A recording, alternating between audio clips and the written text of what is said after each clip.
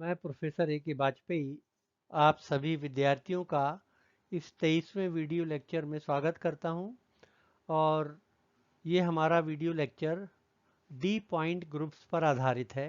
Molecular symmetry में अभी तक आपको जो जो सिमेट्री एलिमेंट्स मैंने बताए हैं उदाहरण सहित, उसी क्रम को आगे बढ़ाते हुए ये वाला वीडियो भी है और इसमें हम देखेंगे कि जो डी पॉइंट ग्रुप्स हैं वो क्या होते हैं, उनके उदाहरण क्या हैं और कौन कौन से सिमेट्री एलिमेंट्स होना चाहिए ताकि मॉलिक्यूल डी पॉइंट ग्रुप्स में आ जाए। चलिए आइए इस लेक्चर को हम प्रारंभ करते हैं। इसके पूर्व के वीडियो लेक्चर्स थे उसमें हमने सिमेट्री एलिमेंट्स की बात की थी कि कौन कौन से सिमेट्री एलिमेंट्स होते हैं। 5 तरह के मुख्य सिमेट्री एलिमेंट्स हैं: axis of symmetry, centre of symmetry या इन्वर्शन, आइडेंटिटी, फिर प्लेन ऑफ सिमेट्री, इसमें sigma we, sigma H, sigma D और इम्प्रॉपर एक्सिस ऑफ रोटेशन मतलब एस एन। ये सिमेट्री एलिमेंट्स की परिभाषा, उनके उदाहरण, ये सारी चीज़ें हम पुराने वीडियो में कर चुके हैं, आपको हम बता चुके हैं। और इसके बाद आपको शोन फ्लाइज नोटेशंस के बारे में बताया था कि कौन कौन से पॉइंट ग्रुप्स होते हैं और उनको रिप्रेजेंट कैसे करते हैं, जैसे सी एन क्या है, एस एन क्या है, डी एन क्या है और उसके बाद टी ओ आई क्या है, वी एच और डी जो सिंबल्स होते हैं उनका क्या मतलब है। तो ये सारे जो शोन फ्लाइज नोटेशंस हैं उनके क्या अर्थ होते हैं उदाहरण सहित, ये पुराने जो वीडियोस थे उसमें हम समझा चुके हैं आपको और उस पर अपन डिस्कशन भी कर चुके हैं। अब हम आते हैं डी पॉइंट ग्रुप्स क्या हैं। तो सी से संबंधित जितने भी पॉइंट ग्रुप्स हैं वो हम ऑलरेडी कर चुके हैं। तो जो विद्यार्थी इस वीडियो को डायरेक्ट देख रहे होंगे तो उनको बहुत ज़्यादा इसमें इसलिए समझ में नहीं आएगा कि अगर आपने पुराने वीडियो देखे हैं या बेसिक्स आपके क्लियर हैं बिल्कुल तो आप समझ जाएंगे। परंतु अगर आपने पहले के वीडियोस नहीं देखे हैं, सिमेट्री एलिमेंट्स की जानकारी आपको नहीं है, क्या क्या सिमेट्री ऑपरेशंस होते हैं, शोन फ्राइज नोटेशन कौन कौन से हैं, अगर इसकी नॉलेज आपको नहीं है तो ये वीडियो समझने में आपको दिक्कत होगी। तो मेरा एक निवेदन ज़रूर है आपसे कि पुराने वीडियो आप देख लें और उसके बाद इस वीडियोस को देखें और जो भी वीडियो बने हैं वो क्रम से बने हुए हैं, सिस्टमेटिक, इसलिए तब आपको ये समझ में आ पाएगा। तो अब हम बात करते हैं डी पॉइंट ग्रुप्स क्या होते हैं। सबसे पहली बात तो ये है कि कोई मॉलिक्यूल अगर लीनियर है और सेंटर ऑफ सिमेट्री है तो उसका जो पॉइंट ग्रुप है वो डी इन्फिनिटी एच होता है। तो केवल उसमें ये होना चाहिए कि मॉलिक्यूल लीनियर हो और सेंटर ऑफ सिमेट्री मतलब जो इन्वर्शन है आई वो उसमें होना चाहिए उपस्थित।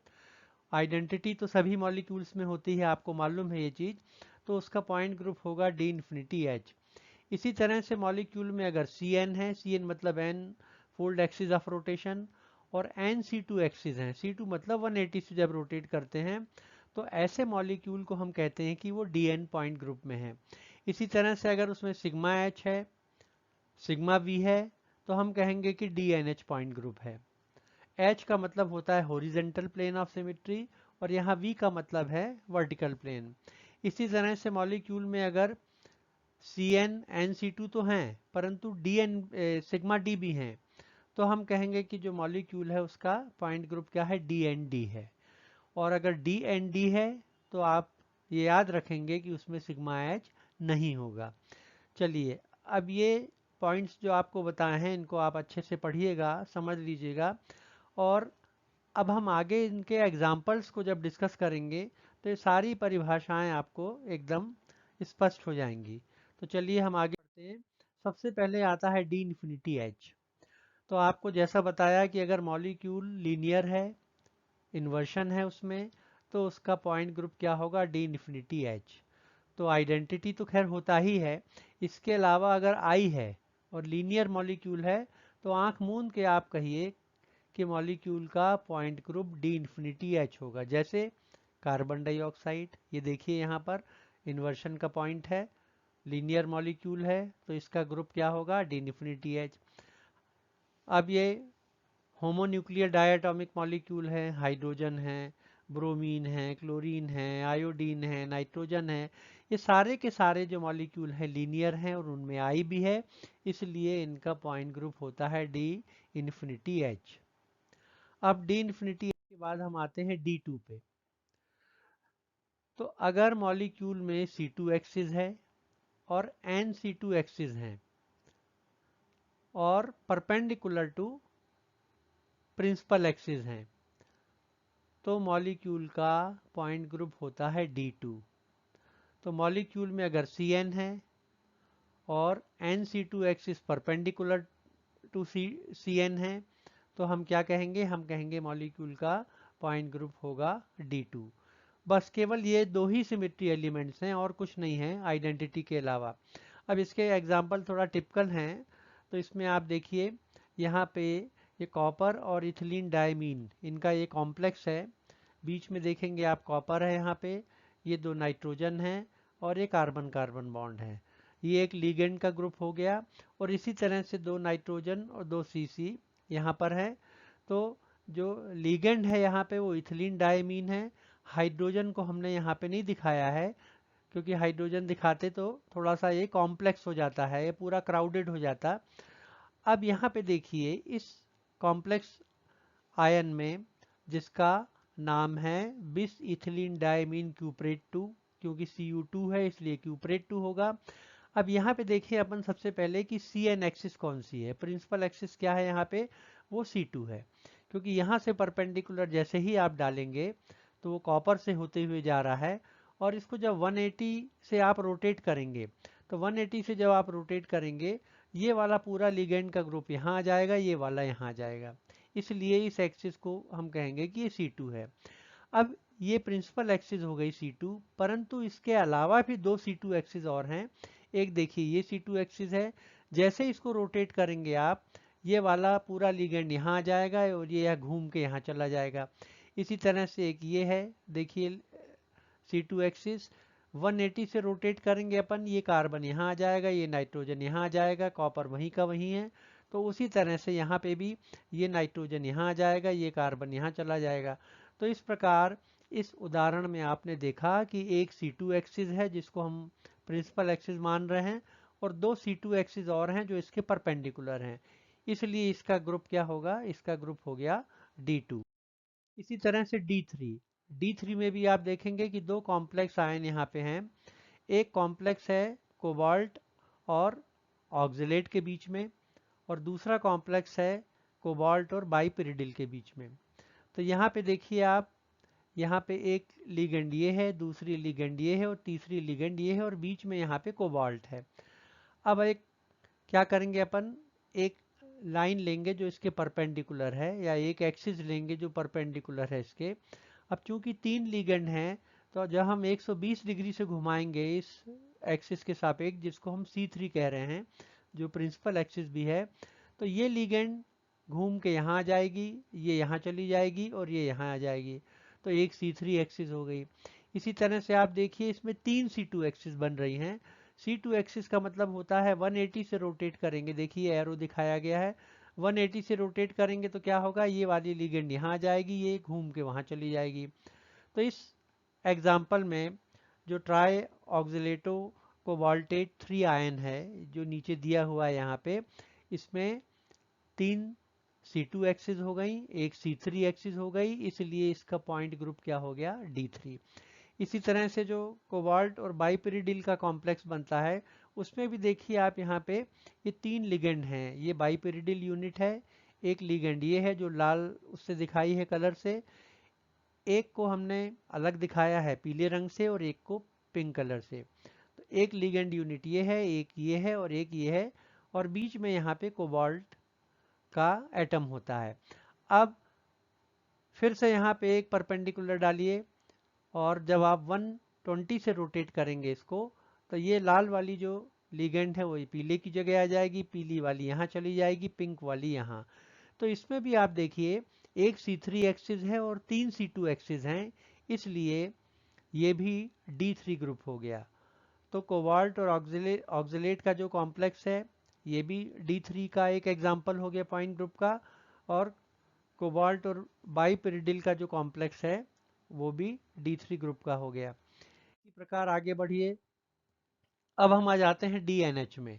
DNH का मतलब होता है एक प्रिंसिपल एक्सिस होगी CN मॉलिक्यूल में, NC2 एक्सिस होंगी जो CN के परपेंडिकुलर हैं, सिग्मा वी प्लेन होंगे, N सिग्मा वी प्लेन होंगे इसमें, और सिग्मा H होंगे।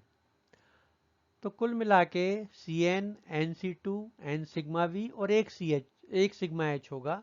सिग्मा H हमेशा एक ही होता है। अगर ये सारे एलिमेंट किसी मॉलिक्यूल में हैं तो उसका पॉइंट ग्रुप होगा DNH। एग्जाम्पल देखिए, ये इथिलीन मॉलिक्यूल है। तो इथिलीन मॉलिक्यूल में सबसे पहले अपन देखें कि प्रिंसिपल एक्सिस कौन सी है।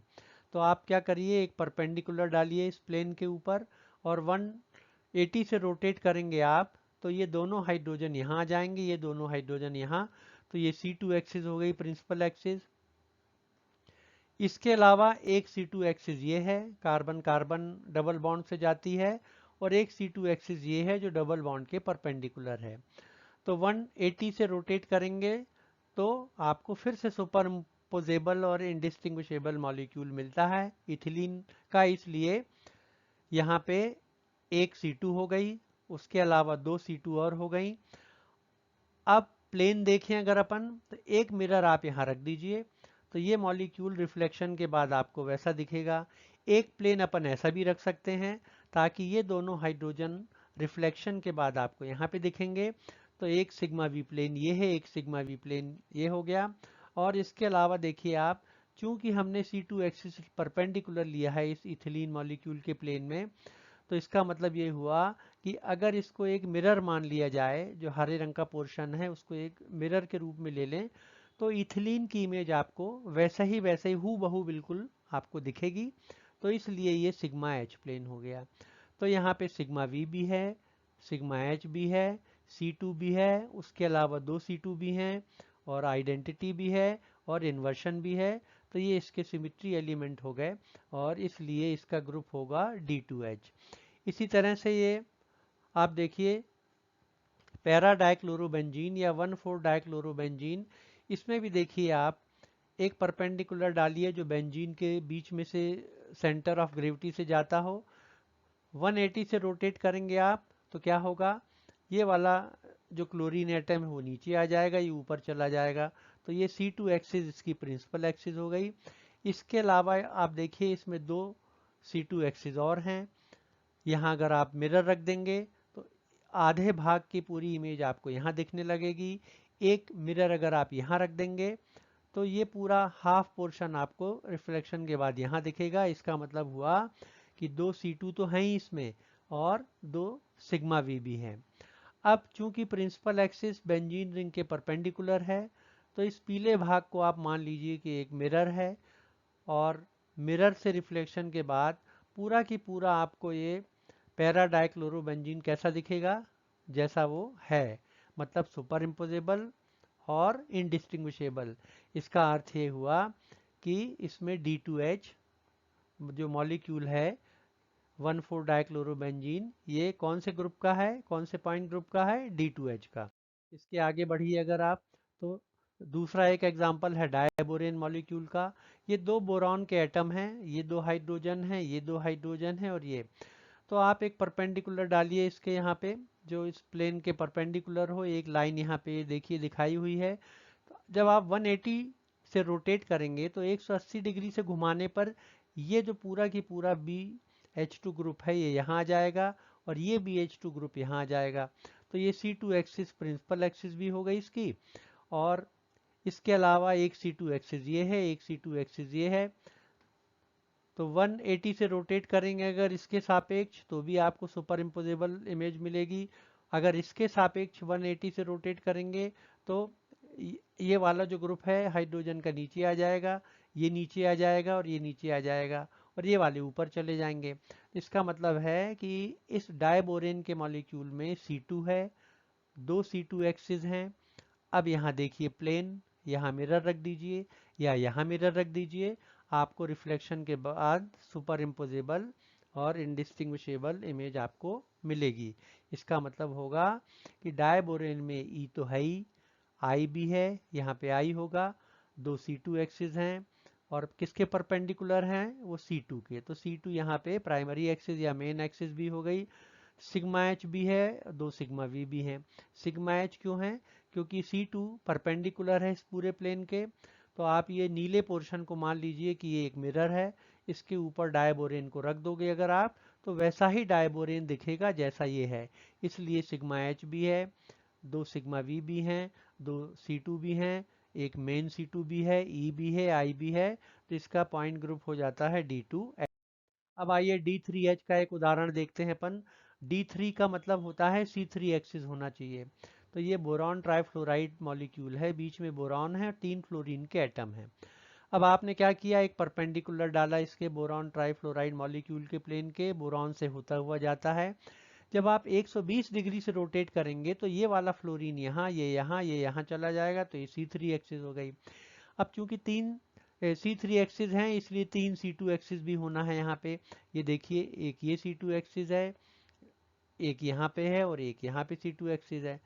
C2 एक्सिस का मतलब होता है, जैसे ये एक्सिस है, आप 180 से रोटेट करेंगे तो क्या होगा, ये फ्लोरीन यहाँ चला जाएगा, ये फ्लोरीन यहाँ दिखेगा। अब इनसे अगर आप मिरर पास करेंगे ये C2 एक्सिस से, जैसे यहाँ मिरर रख दीजिए आप, क्या होगा, ये फ्लोरीन एटम रिफ्लेक्शन के बाद आपको यहाँ दिखेगा, और ये मिरर प्रिंसिपल एक्सिस से होकर गुजर रहे हैं, इसलिए ये सिग्मा वी प्लेन हो गए। चूंकि C3 एक्सिस परपेंडिकुलर है बोरॉन ट्राइफ्लोराइड के, तो अपन मान सकते हैं कि ये जो नीला पोर्शन है, अगर इसको मिरर मान लें, तो बोरॉन ट्राइफ्लोराइड मिरर के ऊपर रखा हुआ है, इसलिए वैसा ही दिखेगा जैसा ये है। तो यहाँ पे E भी है, I यहाँ पे होगा, C3 भी है, तीन C2 हैं ही, तीन सिग्मा भी हैं और एक सिग्मा H, तो इसका ग्रुप क्या हो जाएगा, D3H हो जाएगा। इसी तरह से एक ये एग्जाम्पल है ट्राइफेनिलीन मॉलिक्यूल। यहाँ पे देखिए तीन फेनिलीन रिंग हैं, एक पिंक से दिखा दिया है, एक ब्लू से और एक येलो से। अब एक परपेंडिकुलर डालिए आप इसमें, जैसे तो 120 से रोटेट करेंगे जब आप मॉलिक्यूल को, तो ये वाला जो फेनिल रिंग है वो यहाँ आ जाएगा, ये यहाँ चला जाएगा, ये यहाँ चला जाएगा। तो ये C3 एक्सिस हो गई, जो मेजर एक्सिस हो गई या प्रिंसिपल एक्सिस हो गई। अब ये तीन C2 एक्सिस भी होंगी इसमें, क्योंकि C3 है तो तीन C2 होना जरूरी है। ये देखिए तीन C2 हैं। इस C2 को देखिए आप 180 से रोटेट करेंगे तो ये पिंक यहाँ पे आ जाएगा, येलो यहाँ चला जाएगा, ये यहीं रहेगा। इसके सापेक्ष रोटेट करेंगे आप तो पिंक यहाँ चला जाएगा, ब्लू पिंक में चला जाएगा, ये यहीं रहेगा। तो इस प्रकार यहाँ पे भी देखिए आप कि तीन C2 एक्सिस हो गए हैं। यहाँ मिरर रखेंगे आप तो रिफ्लेक्शन के बाद आपको वही इमेज मिलेगी मॉलिक्यूल की, पीले यहाँ से दिखेगा और ब्लू वाला यहाँ पे दिखेगा आपको। अब चूंकि C3 एक्सिस है, इसका मतलब परपेंडिकुलर है इस पूरे प्लेन के, तो ये जो हरे रंग का पोर्शन था उसके पीछे आप क्या करिए, एक मिरर रख दीजिए। तो ये मिरर के ऊपर जब ट्राइफेनिलीन मॉलिक्यूल रखा जाता है तो बिल्कुल वैसे ही मॉलिक्यूल दिखेगा जैसा ये रखा हुआ है, इसलिए इसका पॉइंट ग्रुप भी क्या होगा, D3H होगा। इसमें E भी होगा, I भी होगा, C3 भी है, तीन C2 हैं, तीन सिग्मा भी हैं और एक सिग्मा। अब चौथा एग्जांपल अपन देते हैं D4H वाला। तो D4 में अगर यहाँ पे 4 है, इसका मतलब है C4 होना चाहिए। H है मतलब सिग्मा H होना चाहिए। तो देखिए जीनॉन टेट्राफ्लोराइड मॉलिक्यूल में क्या होता है, जीनॉन बीच में है और ये चार फ्लोरीन के एटम हैं। एक परपेंडिकुलर डालिए, 90 डिग्री से रोटेट करेंगे तो ये फ्लोरीन यहाँ आएगा, ये यहाँ आएगा, ये यहाँ आएगा, ये यहाँ आएगा। तो आपको सुपर इम्पोजेबल मिलेगी, इमेज मिलेगी और इंडिस्टिंग्विशेबल, इसलिए इस एक्सिस को बोलेंगे C4। अब C4 है तो चार C2 भी होंगी, बिल्कुल हैं। एक C2 ये है, एक C2 ये है, एक C2 ये है और एक C2 ये है। C2 एक्सिस के सापेक्ष आप अगर इसको 180 से रोटेट करेंगे तो आपको वही मॉलिक्यूल मिलेगा जीनॉन टेट्राफ्लोराइड का, सुपर इम्पोजेबल और इंडिस्टिंग्विशेबल। अब यहाँ से मिरर भी रख सकते हैं आप, तो चार इस तरह के मिरर अपन रख सकते हैं, तो चार सिग्मा वी प्लेन हो जाएंगे। अब चूंकि C4 एक्सिस जीनॉन टेट्राफ्लोराइड के परपेंडिकुलर है, इसलिए आप मान लीजिए कि C4 के परपेंडिकुलर एक पीछे की तरफ एक मिरर रख दिया हमने ब्लू कलर का। इसका मतलब हुआ कि जीनॉन टेट्राफ्लोराइड को आपने मिरर के ऊपर रख दिया। तो आपको वैसी ही इमेज मिलेगी, तो सिग्मा एच भी है, इसी को हम सिग्मा एच कहते हैं। और इसलिए इसका पॉइंट ग्रुप क्या हो जाएगा, D4H हो जाएगा। इसी प्रकार देखिए आप, फेरोसिन मॉलिक्यूल स्टैगर्ड और इक्लिप्स्ड। स्टैगर्ड में क्या होता है, ये अलग अलग होते हैं। ये देखिए दो साइक्लोपेंटाडाइनिल रिंग है ये, और बीच में आयरन के साथ इनका कॉम्प्लेक्स है, तो ये फेरोसिन कहलाता है। अब यहाँ पे क्या होता है, ये CH ये CH, तो ये CH बॉन्ड और इस साइक्लोपेंटाडाइनिल रिंग की CH बॉन्ड अगर एक दूसरे को कवर करती हैं तो वो इक्लिप्स्ड कन्फॉर्मेशन हो जाता है, और अगर नहीं करती हैं तो वो कहलाता है स्टैगर्ड फेरोसिन मॉलिक्यूल। तो यहाँ पे देखिए आप, ये इक्लिप्स्ड फेरोसिन का मॉलिक्यूल है, और इसमें एक साइक्लोपेंटाडाइनिल रिंग ये है, और इसके पीछे दूसरा भी है, और ये कार्बन है उसके पहले रिंग के, और उसके पीछे दूसरे के हैं। ये हाइड्रोजन है पहले रिंग के, और ये इसके पीछे दूसरे के भी हैं साइक्लोपेंटाडाइनिल रिंग के, और बीच में सेंटर में आयरन है। अब एक परपेंडिकुलर डालिए इसके ऊपर, आप देखेंगे कि इसको हम यहाँ पे 1 2 3 4 5 मतलब C5, तो कितने डिग्री से हम इसको घुमाएंगे, ताकि ये वाला जो CH ग्रुप है ये यहाँ पे आ जाएगा, ये यहाँ चला जाएगा, ये यहाँ चला जाएगा, और ये यहाँ चला जाएगा 72 डिग्री से। तो सबके बीच का जो एंगल है वो कितना है, 72 डिग्री। चूंकि पूरा कोण 360 का होता है, इसका मतलब है कि इसमें एक C5 एक्सिस होगी। अब चूंकि C5 एक्सिस है तो 5 C2 एक्सिस भी होंगी, तो 5 C2 एक्सिस भी है। देखिए एक C2 एक्सिस ये गई है, दूसरी ये वाली C2 एक्सिस है, तीसरी C2 एक्सिस ये है, चौथी C2 एक्सिस ये है, और पांचवी C2 एक्सिस ये है। अब किसी भी C2 एक्सिस के सापेक्ष 180 से जैसे रोटेट करेंगे आपको, तो ये पूरा जो मॉलिक्यूल है वो इस तरफ आ जाता है और बाकी इस तरफ चले जाते हैं। तो इस प्रकार 5 C2 एक्सिस हो गई। अब इन C2 एक्सिस की जगह अगर हम मिरर रख देंगे तो क्या होगा, हमको रिफ्लेक्शन के पश्चात वैसा ही मॉलिक्यूल मिलेगा जैसा ये है। तो जैसे यहाँ पे मिरर रखा आपने, तो ये दोनों CH जो बॉन्ड हैं ये हमको यहाँ पे दिखने लगेंगे। तो इसलिए हम कह सकते हैं कि इसमें 5 सिग्मा वी प्लेन भी होंगे। अब ये C5 एक्सिस है, आप इसके परपेंडिकुलर एक मिरर रख दीजिए पीले रंग का, जैसे दिखाया है यहाँ पे प्लेन। तो इस पूरे साइक्लोपेंटाडाइनिल के जो दोनों रिंग हैं और बीच में आयरन है, मतलब जो फेरोसिन का मॉलिक्यूल है, इसकी वैसी ही पूरी इमेज आपको मिलेगी इस मिरर के ऊपर। इसलिए इक्लिप्स फेरोसिन मॉलिक्यूल का जो ग्रुप होता है, पॉइंट ग्रुप, वो होता है D5H। D5 है मतलब C5 है, और चूंकि सिग्मा H भी है तो इसलिए यहाँ पे H आ गया है। तो फेरोसिन मॉलिक्यूल अगर इक्लिप्स्ड कन्फॉर्मेशन में है तो उसका पॉइंट ग्रुप D5H होगा। इसी तरह से बेंजीन को देखिए, बेंजीन है D6H। 6 अगर लिखा है मतलब C6 होना जरूरी है, H है मतलब सिग्मा H भी होगा। तो बेंजीन का बड़ा सिंपल मॉलिक्यूल है, हाईली सिमेट्रिकल मॉलिक्यूल है। अब आप देखिए, एक परपेंडिकुलर डालिए प्लेन में से, 60 डिग्री से रोटेट करेंगे तो ये कार्बन यहाँ आ जाएगा हाइड्रोजन के साथ, ये यहाँ। इस प्रकार से ये हो जाएगी C6 आपकी प्रिंसिपल एक्सिस। अब चूंकि C6 प्रिंसिपल एक्सिस है तो 6 C2 एक्सिस भी होंगी, तो ये 6 C2 एक्सिस देखिए यहाँ पे बनी हुई हैं, और 180 से रोटेट करने पर आपको वैसा ही मॉलिक्यूल मिलता है जैसा ये है। अब इन C2 एक्सिस के से गुजरते हुए आप 6 मिरर रख सकते हैं, जिनसे रिफ्लेक्शन के बाद आपको वैसा ही सुपर इम्पोजेबल मॉलिक्यूल मिलता है जैसा कि है। तो इसलिए इसमें 6 सिग्मा वी प्लेन हो जाएंगे। C6 के परपेंडिकुलर अगर मिरर रखेंगे जैसे पीले रंग का आपने रखा है, तो पूरा की पूरा बेंजीन मॉलिक्यूल वहां दिखेगा, तो इसलिए सिग्मा H भी है। और इसके अलावा इसमें रोटेशन रिफ्लेक्शन भी होगा, मतलब H6 एक्सिस भी होगी, इम्प्रॉपर एक्सिस ऑफ रोटेशन। तो कुल मिला के बेंजीन का जो पॉइंट ग्रुप है वो हो जाएगा D6H। इसी प्रकार देखिए आप, ये पकड़ साइक्लोब्यूटेन मॉलिक्यूल, पकड़ साइक्लोब्यूटेन मॉलिक्यूल में देखिए यहाँ पे, इसमें क्या होता है, ये कार्बन है CH2 CH2 CH2 CH2। अब सबसे पहले अपन देखेंगे कि इसकी प्रिंसिपल एक्सिस क्या है। तो प्रिंसिपल एक्सिस आप देखेंगे कि अगर एक परपेंडिकुलर डालें यहाँ पे अपन इसके सेंटर ऑफ ग्रेविटी से, तो आप इसको जब रोटेट करेंगे 180 से, तो 180 से रोटेट करने पर क्या होगा, 180 से रोटेट करने पर ये जो दोनों हैं वो यहाँ पे आ जाएंगे। यहाँ पे देखिए, एक कार्बन ये है, एक कार्बन ये है, एक कार्बन ये है और एक कार्बन ये है। तो यहाँ से एक परपेंडिकुलर डालिए आप और एक परपेंडिकुलर यहाँ से डालिए, तो कुल मिला के ये दो C2 एक्सिस हो जाती हैं। अब 180 से जब आप रोटेट करेंगे इसको, तो ये जो ग्रुप है ये आपको यहाँ पे दिखेगा, ये CH2 यहाँ आ जाएगा, ये CH2 यहाँ आ जाएगा और ये CH2 यहाँ आ जाएगा।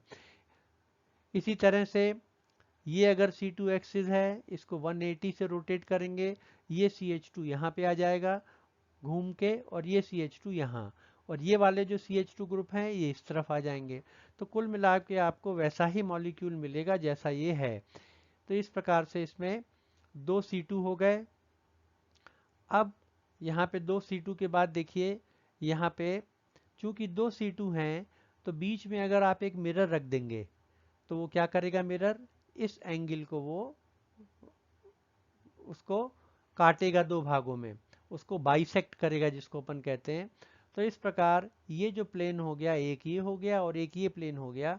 तो दो C2 एक्सिस के बीच के कोण को अगर ये बाइसेक्ट कर रहा है तो ये सिग्मा डी प्लेन हो जाता है। तो पकर्ड साइक्लोब्यूटेन मॉलिक्यूल में आप देखेंगे ई तो है ही, दो C2 एक्सिस हो गई हैं, एक C2 एक्सिस ये है और एक C2 एक्सिस ये है और दो सिग्मा डी प्लेन हैं, इसलिए क्या होगा, इसका जो ग्रुप होगा वो डी एंड डी होगा। वो कैसा होगा, वो डी एंड डी। और यहाँ पे सिग्मा एच नहीं होगा, यहाँ पे सिग्मा एच नहीं होता है, क्योंकि जब डी होता है तो वहाँ पे सिग्मा एच नहीं होता है। इसी प्रकार प्लेनर साइक्लोब्यूटेन मॉलिक्यूल, जिसमें इसके सारे एटम एक ही तल में हैं, अगर इसको आप देखेंगे तो एक परपेंडिकुलर डालेंगे अपन, 90 डिग्री से जब रोटेट करेंगे, ये कार्बन यहाँ, ये कार्बन यहाँ, ये कार्बन यहाँ और ये कार्बन यहाँ आ जाएगा।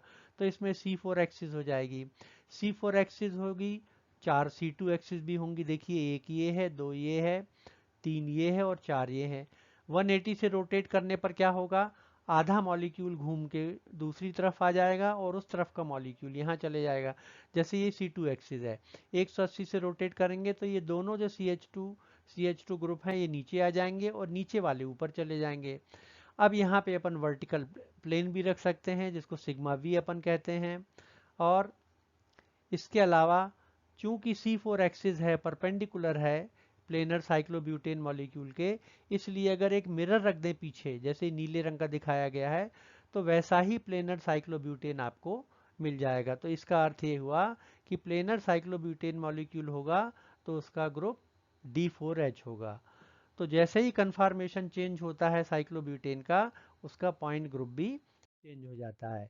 इसके अलावा एक और एग्जांपल है स्टैगर्ड इथेन मॉलिक्यूल का। ये देखिए आप यहाँ पे, ये लाल वाले जो तीनों हाइड्रोजन हैं C2H6 में, ये कार्बन जो सामने की तरफ है और पीछे के जो कार्बन से तीन हाइड्रोजन CH बॉन्ड हैं वो हरे रंग से दिखाए गए हैं। एक परपेंडिकुलर डालिए आप यहाँ पे और इसको रोटेट करिए आप कितने डिग्री से, 120 डिग्री से। तो जैसे ही अपन 120 डिग्री से रोटेट करते हैं क्या होता है, ये वाला जो लाल है यहाँ आ जाता है, हरा यहाँ आ जाता है, लाल यहाँ आ जाता है, हरा यहाँ आ जाता है और ये लाल यहाँ आ जाता है, ये देखिए। तो वैसा ही मॉलिक्यूल 120 डिग्री पे रोटेट करने पर आपको चूंकि मिल गया, तो अपन कहेंगे कि ये C3 एक्सिस हो गई, स्टैगर्ड इथेन मॉलिक्यूल में ये C3 एक्सिस हो गई। तो ये प्रिंसिपल एक्सिस हो गई। अब प्रिंसिपल एक्सिस के अलावा देखिए, इसमें तीन C2 एक्सिस भी होंगी। कैसे, एक C2 एक्सिस ये है, 180 से रोटेट जैसे ही करेंगे आप तो क्या होगा, ये जो सामने के CH है, ये देखिए carbon hydrogen bond, carbon hydrogen bond, carbon hydrogen bond, ये तीनों लाल रंग के जो हाइड्रोजन के एटम हैं ये घूम के पीछे चले जाएंगे और जो हरे वाले हाइड्रोजन एटम है वो सामने आ जाएंगे। तो 180 डिग्री से रोटेट करने पर देखिए, हरे वाले कार्बन एटम जो पीछे थे वो सामने आ गए और लाल वाले जो कार्बन एटम थे वो पीछे की तरफ चले गए, हाइड्रोजन एटम पीछे की तरफ चले गए। तो इस प्रकार CH3 एक सामने की तरफ CH3 है और एक पीछे की तरफ CH3 है। इसी तरह से यहाँ पे देखिए, ये सामने का कार्बन है और 3 हाइड्रोजन एटम लाल रंग के हैं। पीछे का जो कार्बन है उसके 3 हाइड्रोजन एटम हरे रंग के हैं। जैसे ही आप इस एक्सिस के सापेक्ष रोटेट करेंगे, हरे वाले जो कार्बन हाइड्रोजन के एटम हैं जो पीछे वाले कार्बन से जुड़े थे वो सामने आ जाएंगे पलट के, और जो सामने आपके तीनों हाइड्रोजन एटम थे लाल रंग के वो घूम के पीछे चले जाते हैं।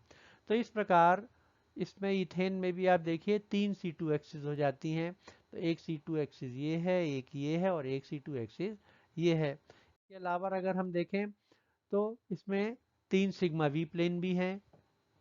कैसे हैं 3 सिग्मा वी प्लेन? एक प्लेन ये रख देंगे आप तो इसकी इमेज यहाँ दिखने लगेगी, एक यहाँ मिरर रख देंगे आप, C2 से जा रहा है जो, तो ये यहाँ पे दिखने लगेगा, और इसके अलावा एक मिरर ऐसा रखेंगे आप तो ये वाले इमेज आपकी यहाँ पे दिखने लगेगी। तो आपको सुपर इम्पोजेबल और इंडिस्टिंग्विशेबल मॉलिक्यूल मिल जाएगा। इसके अलावा चूंकि C3 एक्सिस है परपेंडिकुलर, तो एक नीले रंग का जैसे पीछे दिखाया गया है एक मिरर भी रख दीजिए आप। इसका मतलब हुआ कि आपने स्टैगर्ड इथेन मॉलिक्यूल को मिरर के ऊपर रख दिया। तो जैसे ही आप रखेंगे पूरा की पूरा आपको मॉलिक्यूल वैसा ही दिखने लगेगा जैसा आपने रखा है। इसलिए स्टैगर्ड इथेन मॉलिक्यूल में ई भी है, C3 भी है, 3 C2 होंगे, 3 सिग्मा भी हैं, सिग्मा H भी हैं, इसलिए इसका पॉइंट ग्रुप हो जाएगा D3D। तो ये D3D मॉलिक्यूल जो पॉइंट ग्रुप है ये इथेन का हो गया। इसके अलावा कुछ और एग्जांपल हैं, जैसे D3D है, इसमें dithionate dianion H2O8 minus cyclohexane crown conformation का, ये D3D में आते हैं। D4D का अगर एग्जांपल देखेंगे आप तो बड़ा इंटरेस्टिंग एग्जांपल है, ये सल्फर 8, ये ऑक्टा सल्फर कहलाता है और इसका इस तरह का शेप होता है। और ये इसका D4D ग्रुप इसलिए होता है क्योंकि इसमें जो प्रिंसिपल एक्सिस है वो यहाँ परपेंडिकुलर रहती है वो, और 90 डिग्री से रोटेट करने पर ये सल्फर यहाँ, ये यहाँ चला जाता है। तो इस प्रकार ये इसका 4D होता है। इसके अलावा IF8 माइनस आयोडीन ऑक्टाफ्लोराइड आयन जो होता है, जीनॉन ऑक्टाफ्लोराइड आयन, ये सारे के सारे एग्जाम्पल हैं D4D के। D5D आप ऑलरेडी देख चुके हैं कि स्टैगर्ड फेरोसिन मॉलिक्यूल होता है। तो इस प्रकार ये डी पॉइंट ग्रुप्स होते हैं और उसमें एक एक दो दो एग्जाम्पल हम लोग ने लिए हैं, और मुझको उम्मीद है कि आपको ये समझ में आया होगा। पर इसके पहले जो इसका बैकग्राउंड है, सारे सिमेट्री एलिमेंट्स और ऑपरेशन और शोन फ्राइज नोटेशन बाकी के, ये आपको बिल्कुल क्लियर हो जाना चाहिए। तो ये डी पॉइंट ग्रुप भी आप इसको बहुत अच्छे से समझ चुके होंगे। अब जो नेक्स्ट वीडियो आएगा हमारा वो है, उसमें हम टेट्राहेड्रल, ऑक्टाहाइड्रल और आइकोसाहेड्रल, ये 3 तरह के जो मॉलिक्यूल हैं तो उनके उदाहरण देखेंगे और उनके पॉइंट ग्रुप्स देखेंगे। तो जो आने वाला वीडियो है तो उसको आप बिल्कुल मिस मत करिएगा और इस चैनल को सब्सक्राइब भी कीजिएगा। Thank you.